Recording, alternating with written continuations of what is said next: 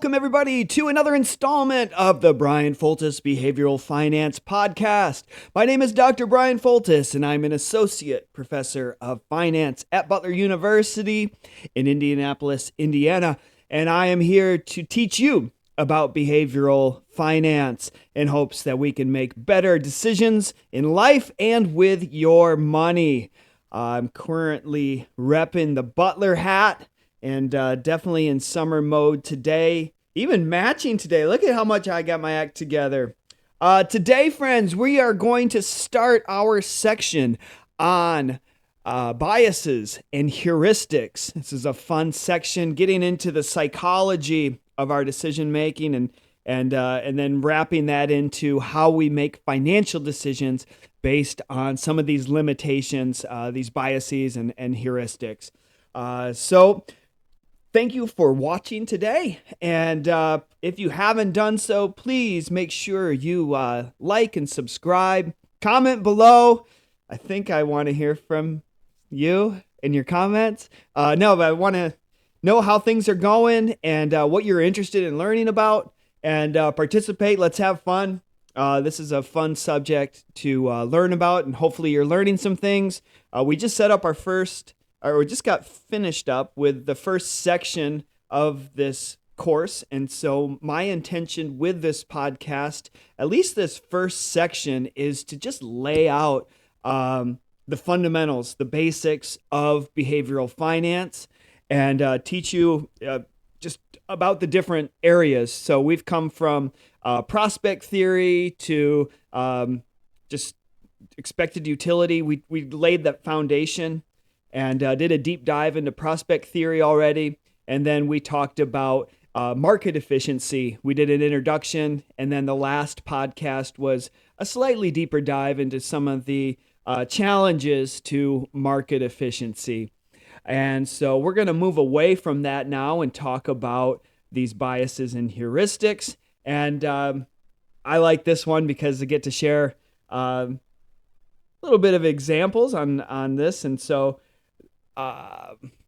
this is the one I'm not sure how many podcasts it's gonna take, but I'm thinking about at least 3 because there's a lot to go over and to share, and then it's all with the view of bringing it back to our own worlds and our own decision-making processes, and then we can do deeper dives later. I'm looking forward to doing that as we build this. But again, trying to stay first things first, right? We're just going to stay on track, laying these foundations. Housekeeping items.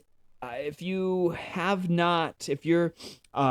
watching, I already asked you to subscribe, but if you are listening to this podcast on Stitcher or iTunes, would you please do me a favor and give some good feedback? And this just helps promote the topic and the podcast and grow the audience. And if you can spread the word, if you're learning something from this, let's spread the word and get the word out here about behavioral finance and learning more about our behaviors behind money. So there's one thing to take a personal finance course. I believe that those are all great, and I do that. I live it. And you're going to hear more about my finance stories and my own savings approaches and what I'm doing. My aim is to be as transparent as possible. And I do this with my students. I share everything about my life and my world. And sometimes we call it, what is that? TMI Tuesday or TMI Thursday. I usually teach Tuesdays and Thursdays, so I always say hashtag TMI Tuesday whenever I share something with them. But it's very intentional, those stories that I share. And the intention behind that is money's a touchy subject, especially when we start talking about our psychology behind it and our own savings behavior, our investor behavior. This can get really, really touchy. And it's a reason that most people fail to address their own finances because it's deeply personal. And so I am going to lead the charge. It's a two-way street. I'll tell you what's going on with me and in my life, and be pretty transparent about it to the point of, ooh, why? It's too much. I'd rather push that envelope than be this box and like, I don't know anything about this guy, but he's telling me about all these things to do with his with my finances and wants me to open up about it. So anyway, that's my intention. And right now for me, I am doing my summer class. So I teach corporate finance, just an extra summer class that's online. So I have about 32, 31 students. It keeps going down. I guess I scared some people off on the first week, but about 30 students right now, and have that online. And I am 1.5 weeks in, which means 3.5 weeks to go. I've got a new house coming up, and that closing date is 8 days away, and got that going on. I'll show you, I'm going to tell you a little bit more about my business that just kind of popped up out of nowhere that I'm working on, and kids in school for 1 more week. So all these things just coming to a head. Track for my oldest just got done. Soccer for my younger is about to finish, but I know deep down that thing is a year-round sport. That's soccer at the travel level, man. The blessing and curse of actually being pretty good at a sport these days. I was a basketball player, so I never played one structured game of soccer my entire life. But I realized that my kids are going to be, I'm 5'10". I did the best I could with my basketball, but I think soccer would have been a better sport for a 5'10" guy. Anyway, my younger is actually pretty good at it, and so we're traveling all over doing soccer. But it's fun to support him and to watch him develop and really just play with a lot of energy and passion for the sport. And so whenever they're doing that, I'm going to support that wholeheartedly, and it's fun to watch too. So anyway, today, biases and heuristics is the topic. So obviously we've talked about this from the very beginning, that we're not always rational, and we possess some constraints when it comes to processing. And we're going to learn that these processing constraints sometimes help us to conserve our energy, mental capacity, energy, but then sometimes it can get in our way and help and lead us into suboptimal, aka bad decisions. So people love to see what we want to see. This is one of our processing constraints. This is perception here. We love to see what we want to see. We love to also hear what we want to hear. And we also love these mental shortcuts. So as we move into these processing constraints, let's think about it this way. We love to see what we want to see and hear what we want to hear. This is it kind of leads us into what we call the confirmation bias. So the confirmation bias is the bias that says we seek information that confirms what we already believe. We seek out information that confirms what we already believe. Information, whether it be news or, so you just think about the big ones. You have religion and politics. We seek information that confirms what we already believe. We go down that path. Now think about it. And everyone seems to do this. You go, why do we do that? We confirm what we want to believe. We can do this in financial markets. If you are optimistic about the market or a particular stock, you're going to seek out information that confirms those beliefs. Now, when you feel that, or when you read that kind of stuff, I want you to think about how you feel when you go through that. And think about how your brain feels when you read information that you already believe in and you're confirming it. Well, I'll tell you my personal experience feels great. My brain is like, I told you so. I knew this was right, and I'm emboldened. I'm confirmed. It's enjoyable. I'm entertained. It's like my brain is greased, and it's just going, yeah, yeah, yeah. I like this, and so I am just adding to my belief in myself and my belief on the topic. And so when we take a step back, um, you are drawn to this, and let's reverse this now from a marketing standpoint. If we know that we enjoy confirmation bias, that we enjoy seeking information that we already believe, don't I think it makes sense to build an algorithm that if my job, if I'm owning a company, social media company, uh, entertainment, because it's not news. Let's define this. It's not news anymore. This is entertainment company. Regardless of which side of the aisle you're on, it's just about putting eyeballs on you. So, putting eyeballs on your product or on your site, that means you're going to confirm what people already believe, and they're going to enjoy it, but they're also going to be more deep rooted in their own beliefs and more emboldened in those beliefs. It's enjoyable. So when you look at this and you see different algorithms building up these confirmation biases, it's no wonder why we can't even have a conversation anymore about our beliefs, because we're so far entrenched down our confirmation bias hole. Is that a hole? That we don't even know where to start, because our own definitions of things are completely different. And as a marketer, you're going, yeah, it keeps eyes on me because it's enjoyable. It's easy for people. We're going to just keep giving more information that confirms their beliefs.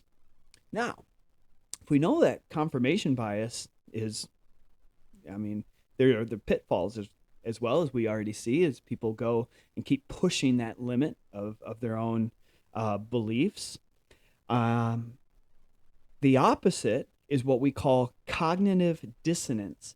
Cognitive dissonance is this opposite, when you simultaneously hold two thoughts that are psychologically inconsistent. Two thoughts that are psychologically inconsistent. So this is where you hold your belief, and then new information comes that are inconsistent with what you believe. Now, I want you to think about how you feel when you read about information that you believe in and you're emboldened. Dissonance is the opposite. Dissonance mentally hurts. This hurts your brain when you read about something that is in conflict with what you believe. And you go, oh, most people, when you have that dissonance, you go, no, bullshit, click off. Don't want to read about it. Don't want to address this. Don't want to even have a conversation about it. And it makes sense. It hurts your brain. And so the challenge, though, is that you need to be open to that dissonance in order to learn, or to at least understand a different point of view. So as a lifelong learner, this is something that I have to embrace. I'm constantly looking. I have to be open to this cognitive dissonance, taking in new information. And that Mark Twain, who said, as more information comes along, I am willing to change my beliefs and my stance. That's a lifelong learner kind of approach that most people, as we get older, our channel narrows. And I'm encouraging you to try the opposite. Try to open up those channels. Try to understand different points of view, different ways of thinking, and see what ends up happening. So for me, I'm a late bloomer, and I'm figuring out things late, but I'm going to say better late than never. This was when I was 15 years old. I was a freshman in high school, and this was, I played varsity basketball, And it was me, a freshman point guard, and then the other four guys starting were all seniors.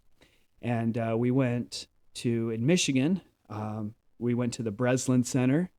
We won the state championship, and in that was my freshman year. Had 17 or 19 points, and when we talk about late blooming, I look back on those videos because they're all on TV, and I didn't have any armpit hair at that point, and so that's late bloomer. It started physically being a late bloomer. And I think I started just turning the corner the next year. We lost in the state finals. I could see just a little bit of armpit hair as I was first team all state that sophomore year, and it was because of the extra oomph that I was getting. Did I tell you right off the bat that we're going to share too much information stories? You were warned. Anyway, cognitive dissonance, embrace it. I encourage you to be okay being uncomfortable, because that's where you actually are going to learn.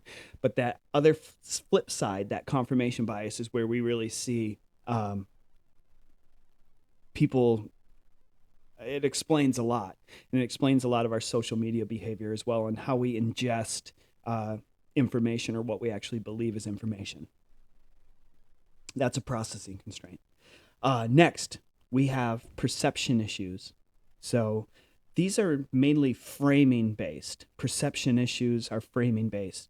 One of these issues is called the halo effect. So halo effect is a person, someone who likes an outstanding attribute of an individual, likes everything about that individual. So an outstanding attribute. So think about an example. Use myself. I have my alter ego, and his name is Scott Redwing, and he sings. So Scott Redwing, it's my porn name.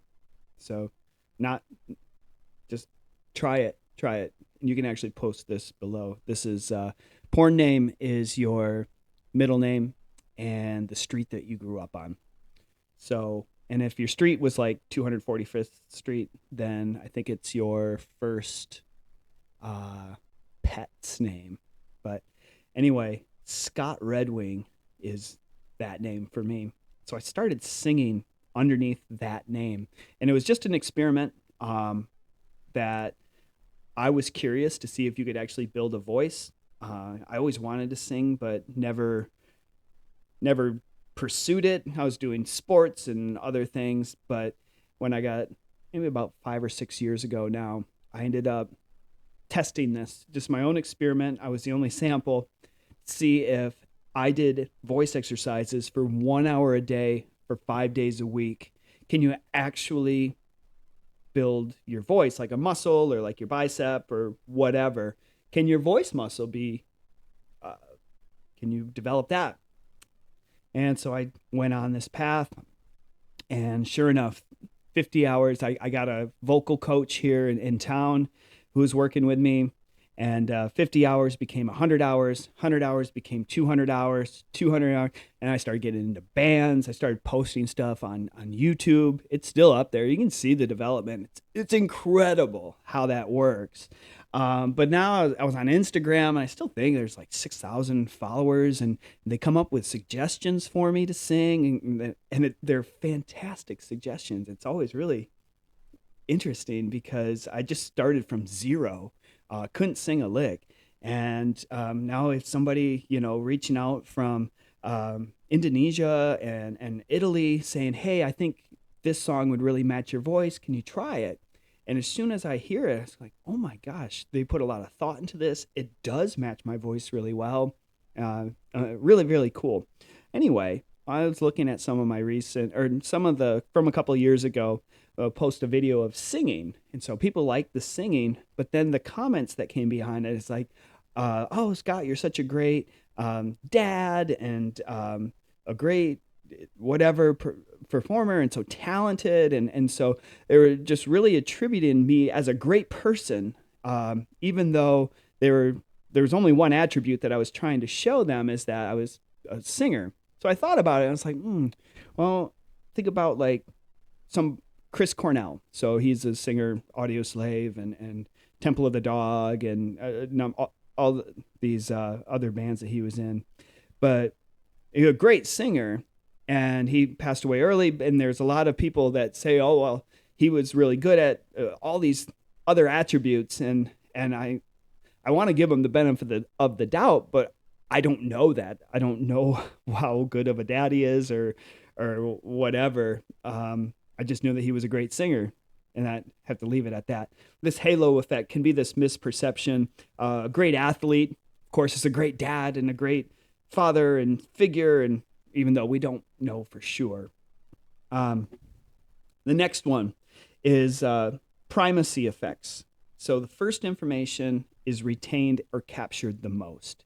If you're giving a presentation, even like a YouTube video, I think what you're supposed to do is get that catchy first phrase. Get them in the first 7 seconds. I don't think we're even going to do this in the podcast. Maybe we could have more videos or viewers and listeners if I did the catch. But when I teach a class, I try to get the first things I know that's going to be captured the most. So I try to make the most important point right away. So it's captured, and you can't say, oh, you never said this. We're just going to, this is the primacy effect. And then recency effect. The most recent information is captured or retained the most. Most recent information is retained the most. We remember most recent information. When I think about recency, I think about living in Florida. When we spent about 6 years in Jacksonville, St. Augustine, Florida area. And the idea, or the, what do you call it? The conception or perception of people in that area will never get hit with hurricanes because it hasn't happened recently. And you go, oh, that's kind of dangerous thinking. Same thing with people down in Tampa Bay. Oh, we don't get hurricanes because it hasn't happened recently. In fact, it always goes to Punta Gorda. And so the recent things that have happened is, the last couple of big hurricanes hit Punta Gorda, hit North Fort Myers. And so everyone in Tampa Bay is going, no, it never hits us because it hasn't recently. And that's a dangerous way of thinking, because if it does continue up into Tampa Bay, that bay can just sink that whole Pinellas County. And so it's a little dangerous to think that way. But anyway, this recency effect is one of the perception issues, that most recent information is remembered, captured the most, and applied into our own decision-making processes. All right, next, we're going to jump into heuristics, mental shortcuts or rules of thumb. These are mental shortcuts. And heuristics simplify the decision-making process. And in many ways, this is really good because it conserves mental energy. So the way we like to think about our ways of thinking is we're going to lean into thinking fast and thinking slow. This is Daniel Kahneman, or if you are my dissertation supervisor, Danny. And Danny's been talking about this for 20 years. And Danny talks about type 1 and type 2 ways of thinking. So type 1 is our automatic, non-cognitive conservation of mental energy way of thinking. When we think about type 1, think about your morning routine. When you wake up in the morning, and what do? Now, when I wake up in the morning, it's typically I will go to the bathroom, and then I'll wash my hands. And as I'm leaving, I will grab my deodorant. And here's where it gets a little weird. In my mind, I'll go, 1, 2, 3, 4, 5, 6, 7, 8, 9, 10, 11, 12, 13, 14, 15, because I know I'm going to go work out. So I do 15 swipes. That's going to confirm that I'm not going to stink. 15, and I'll do 15 on the other side. And I believe that's the only OCD thing I do during the day. But I'm not giving that any thought. It's typically around 15.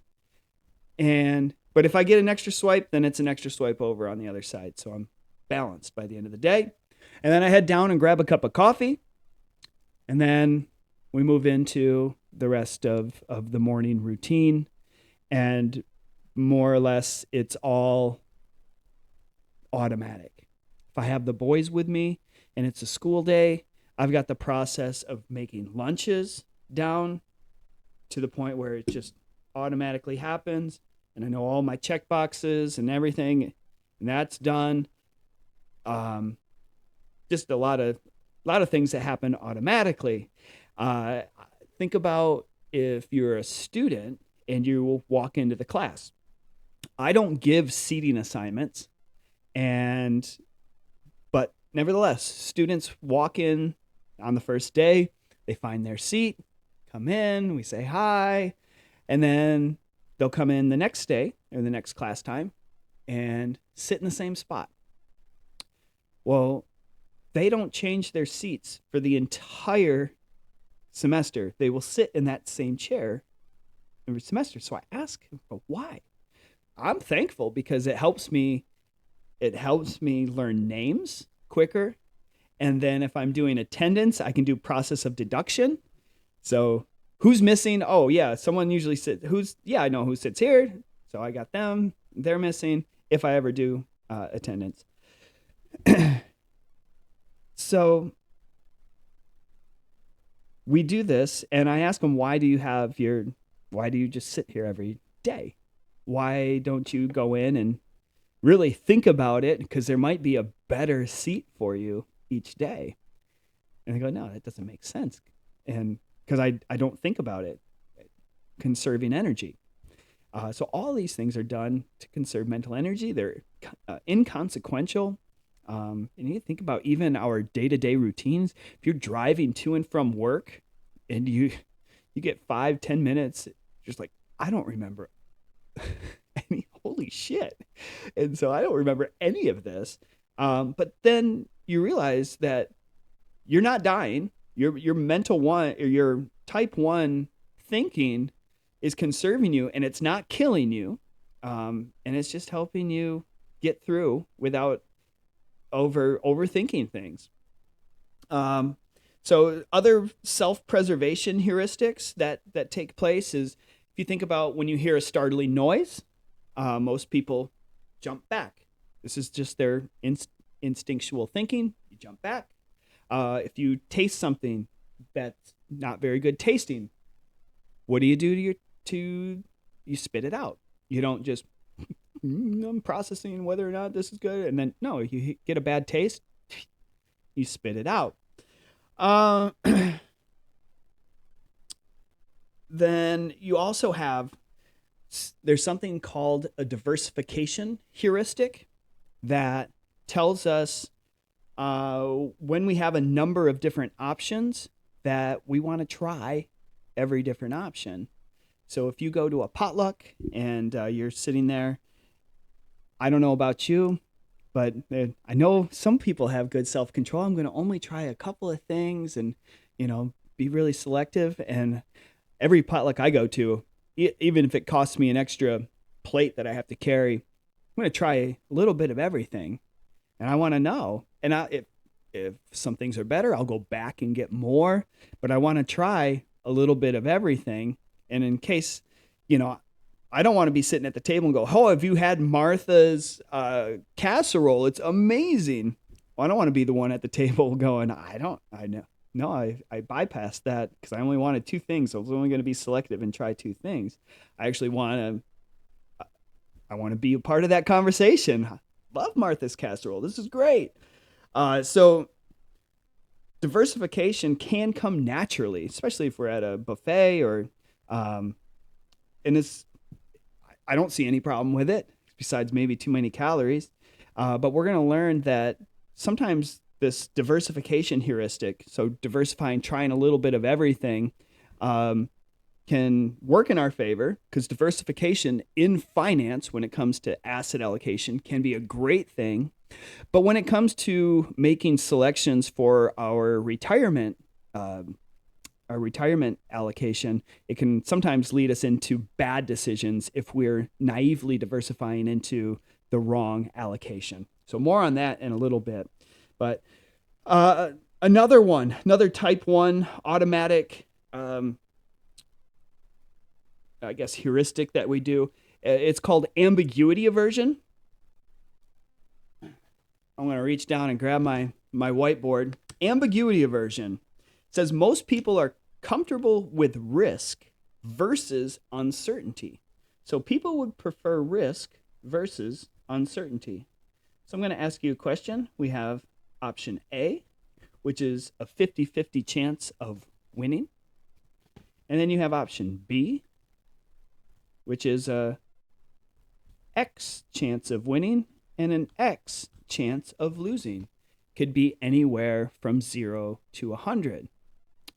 So when we ask you a question, which one would you prefer based on these two? 80% generally of people will choose A. Say, well, we know that this is risky, but at least we know the risk that's involved. So if we know the risk, and this is where we say, we don't like this uncertainty. We would prefer the risk over this uncertainty, even though we don't know the certainty level. And I get that. That makes a lot of sense. But I've actually have taken this heuristic and I built my trading card business on this. So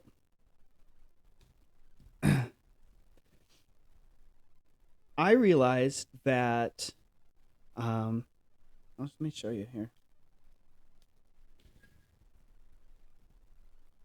My apologies to those listening, but I'm just going to give a visual representation. This is a stack of cards that is from 1986. It's the 1986 Fleer basketball set. And let's just take a look. Who do we have here? Ricky Green. So I'm looking at this and I see nice sharp corners. Centering is not perfect, but if I can get an 8 or a 9 out of 10 graded, then that'll make me money. So what I saw, and by the way, this 1986 Fleer is one of the most sought after trading card sets that are out there. This is Michael Jordan's rookie card. That's what everyone knows the set for. But it also has Charles Barkley's rookie, Clyde Drexler, and Karl Malone, Patrick Ewing. All these guys had their rookie year in this particular 1986. And they had this set of cards, and this was right before trading cards got popular again in the late 80s. So they didn't make very many, and there's a lot of them that are off-centered, and they're just they're hard to come by. And so I decided, when I was in college, I did my internship, and my dad and we actually had some of these from back in the 80s that we got graded and we sold, and I made my internship in college out of this little business. Well, my dad passed away about 5 years ago, and I thought that this trading cards would be a good way to diversify my portfolio, so my assets. So finding like an alternative asset class. So I think of, stocks and bonds and real estate, and I had those, but I was thinking about, commodities. If you own silver or gold, that's good. They don't really earn you anything. They're just more or less just a insurance policy in case things fall apart. But the trading cards I just liked as a diversifier, an alternative asset that if we had inflation again, it kicks back up. It's kind of like a collectible, just like art. So again, and I felt like this would be a good way to kind of have like a memorial for my dad who passed away, who he and I worked on this quite a bit. And then also I can pass this on now to my boys who are really super interested in trading cards, and they help me with the business and analyzing and all that stuff. So it's become this thing. But the reason I started the card business was from ambiguity aversion. I realized that the cards that were not graded, though they had this uncertain amount of what it would actually be graded as, were very underpriced compared to the ones that were graded, that had the certainty around it. And of course, there's still risk involved once they're graded. It can go up and down. But it was that uncertainty that I thought that we could take advantage of if we can get them at low prices. Now, we become at the mercy of the grading card company. You just hope for the best, and I hope that you win more than you lose. And that's what we found out. And so now it's kind of become this it's getting bigger. And so it doesn't take too much time. I usually spend about an hour a day. It gets me up in the morning. I'm up about 5:30 in the morning each morning, so I can get all things cards knocked out and updated and posted, whatever needs to be done before the kids even wake up. And then it helps me. I'm awake. I'm ready to go. I'm productive, and I'm making some extra income from that. So we'll see what happens with that. But sometimes you can see I've got in this office, I've got all sorts of cards sitting around, and I've got boxes, and I'm really excited for the new house because I get to separate those two lives, my behavioral finance and professorial life. And then I've got an extra room for the cards. And so, and that's even good for the IRS tax purposes. That's all I do in that room. And so anyway, it's all based on ambiguity aversion that people are more comfortable with risk versus uncertainty. And you think about that too. I'll never forget March of 2020. Remember ambiguity aversion, where we didn't truly know the actual risks with COVID and our aversion to that. So when I didn't know, and of course everyone had their own story, and there was a bunch of different information going on, but I just remember going, I don't know how severe this is or what the actual numbers are, the fatality numbers. And so my reaction to it was, if I don't know, I'm just going to be careful. I'm going to play it safe. And so I'll never forget going into Kroger here in Fishers, and I had my mask on and staying away from everybody and having, my distance. And when I'm coming in close, I'm like holding your breath or something. And then when I got home, remember disinfecting everything and wiping my gloves on. Like, this is truly ambiguity aversion. And again, like, these are our heuristics, and our type 1 is trying to just keep us alive, and they're trying to keep us from not dying. So some of these things, there's an explanation why, but nevertheless, we're just spelling out some of our preferences, and we can explain some of our behaviors as to why we did things when they happened. The law of small numbers. So sometimes we call this myopia or short-sightedness. This is when we see a smaller sample of a larger set. We tend to place a heavy significance on that small sample. I'll show you an example here. We're going to stay with our coin flip, or 50-50 and XX. So for part B, I'm going to actually show you a sample of 10. A sample of 10.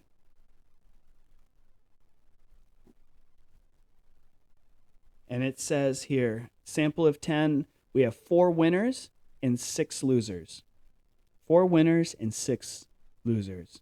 So now, if you've been shown a sample of 10, which one would you prefer now?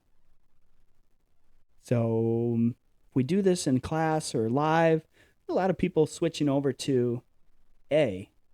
And then we ask, okay, well, why?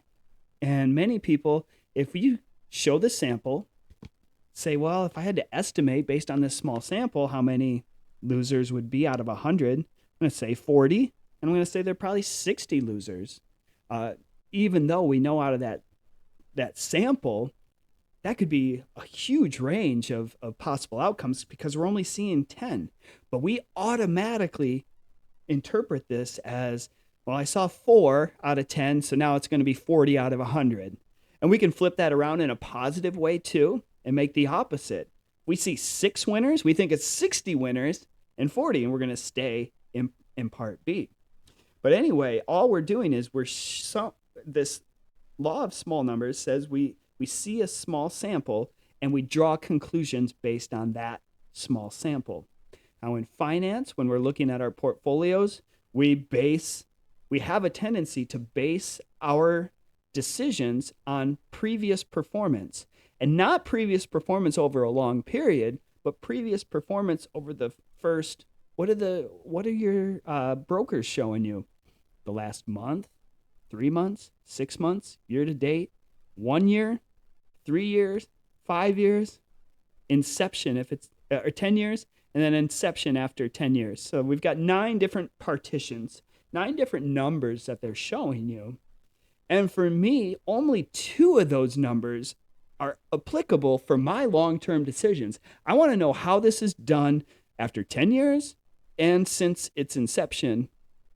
And if it hasn't been around for 10 years, then that's another red flag for me. I want this thing to be around so I can see how it performs in different environments.